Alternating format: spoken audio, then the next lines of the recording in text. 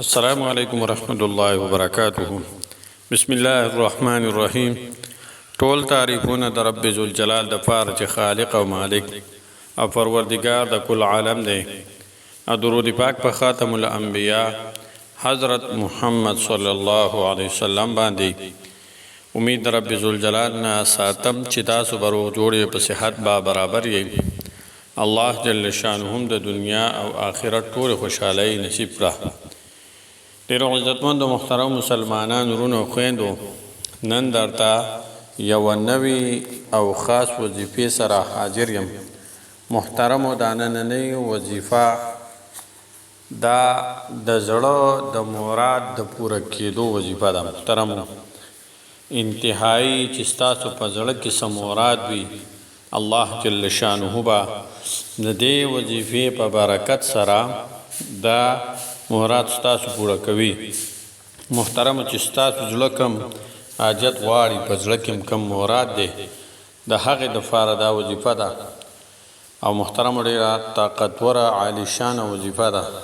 دا ځکه محترمو چې موسی علیه السلام هم دا دعا کړې ده، دا وظیفه کړې ده. بیا د هغې نه وروستو چې کومه دعا کړې ده، الله جل شانه هغه پوره کړې ده، یعنې هغه دعا یې غوښتې ده، هغه یې قبوله کړې ده. نو موږ او تاسو هم چې الله جل شانه ته د ګناهونو نه توبه وباسو او دا وظیفه شروع کړو، نو الله جل شانه به د موږ او ستاسو تمام حاجتونه پوره کوي.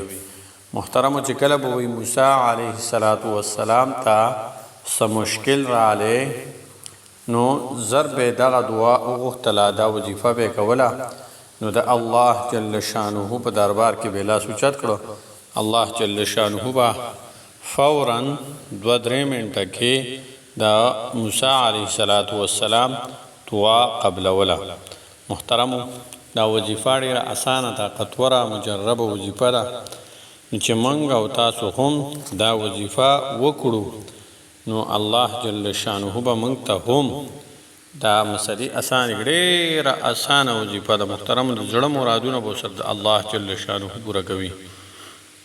مختصر وظیفه ده، سار کې وفیرې کول دي، یعنې سات مرتبه او ماښام. محترمو، کومه وظیفه ده؟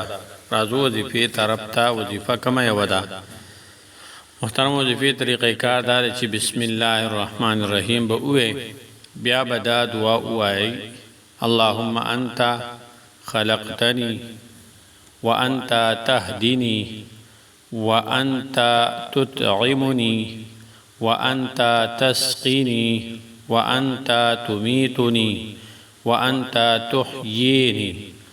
محترمو، دا مختصر دعا ده، یو ځل بیا واورئ: اللهم انت خلقتنی وانت تهدنی وانت تطعمنی وانت تسقینی وانت تمیتنی وانت تحیینی. محترم، دا وظیفه با سحر مونځ نه وروستو 7 مرتبه یعنی 7 ځله کوئ، او د ماښام مونځ نه وروستو به هم 7 ځله کوئ. نو محترمو، د دې وظیفې برکتو دا د ثمرات او برکات دا دي چې د دې وظیفې نه وروستو ته څنګه دعا غواړي، د زړه د مراد پوره کېدو دعاګانې غواړي، د حاجاتو دپاره دعاګانې غواړي.